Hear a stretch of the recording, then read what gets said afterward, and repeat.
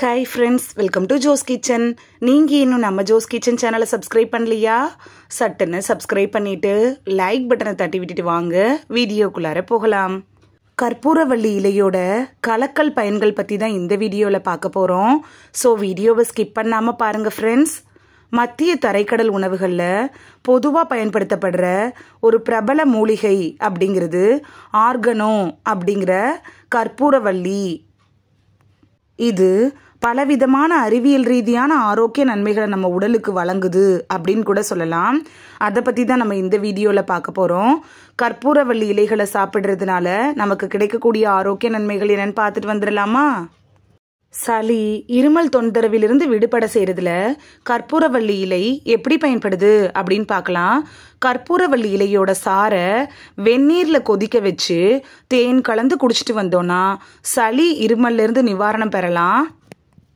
கொலஸ்ட்ராலை குறைக்கிறதுல கற்பூரவள்ளி எப்படி பயன்படுது அப்படின்னு பார்க்கலாம். இந்த கற்பூரவள்ளி இலைகள் கொலஸ்ட்ராலோட அளவை பெருமளவு குறைக்குது அப்படின்னு கூட சொல்லலாம். அதே டைம்ல நல்ல கொழுப்போட அளவையும் அதிகரிக்குது. இது நான் சொல்லலைங்க, ஆய்வுகள் செஞ்சு கண்டுபிடிச்சிருக்காங்க. ஆரோக்கியமான கொலஸ்ட்ரால் அளவை பராமரிக்கிறது அப்படிங்கிறது இதய ஆரோக்கியத்துக்கு ரொம்ப ஹெல்ப்ஃபுல்லா இருக்கும். குடல் ஆரோக்கியத்துக்கு கற்பூரவள்ளி எப்படி பயன்படுது அப்படின்னு பார்க்கலாம். கற்பூரவள்ளி பித்த ஓட்டத்தை அதிகரிக்கிறதன் மூலமா செரிமானத்துக்கு உதவுது.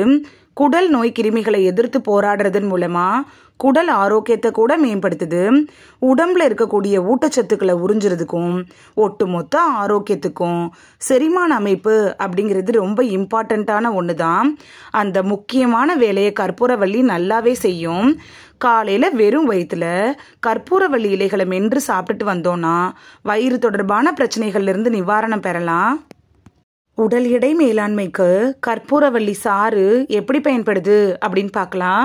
கற்பூரவள்ளி இலையோட சாறு வளர்சிதை மாற்றத்தை பாதிக்கிறதன் மூலமா எடையை சரியாக நிர்ணயிக்க உதவுது அப்படின்னு கூட சொல்லலாம். இது மாதவிடாய் டைம்ல வரும்ல, அந்த வலியை குறைக்கிறதுல கூட பெரும் பங்கு வகிக்குது. ஆன்டி ஆக்சிடென்ட்டுகள் நிறைஞ்சது இந்த கற்பூரவள்ளி இலைகள். கற்பூரவள்ளியில ரோஸ்மர்னிக் அமிலம், தைமால் இது மாதிரியான ஆக்சிஜனேற்றங்கள்ல நிறைய இருக்கு. நம்ம உடம்புல இருக்கக்கூடிய செல்களோட சேதத்தை இது தடுக்குது. நாள்பட்ட அலர்ஜியை குறைக்கிறதுக்கும் இதய நோய், சில புற்றுநோய்கள் உள்பட பல நோய்களோட அபாயத்தை குறைக்கிறதுக்கும் இந்த கற்பூரவள்ளி இலைகள் பயன்படுது அப்படின்னு கூட சொல்லலாம். உடல்ல ஏற்படுள்ள அந்த வீக்கத்தை குறைக்கிறதுக்கு கூட கற்பூரவள்ளிகள் உதவியா இருக்கு. பாக்டீரியாக்களை எதிர்த்து போராடுறதுல கற்பூரவள்ளி எப்படி பயன்படுது அப்படின்னு பார்க்கலாம். இந்த இலைகள் இருக்குல்ல, இது தீங்கு விளைவிக்கக்கூடிய பாக்டீரியாக்களை எதிர்த்து போராட உதவுது.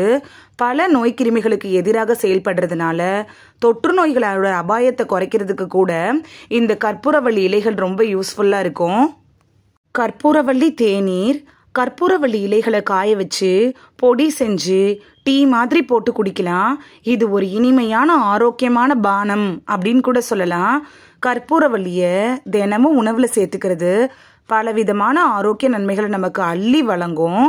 இது ஒரு சமச்சீர் சத்தான உணவுக்கு கூட வழிவகுக்கும். குறிப்பு: சிலருக்கு கற்பூரவள்ளி ஒவ்வாமையை கூட ஏற்படுத்திடலாம்.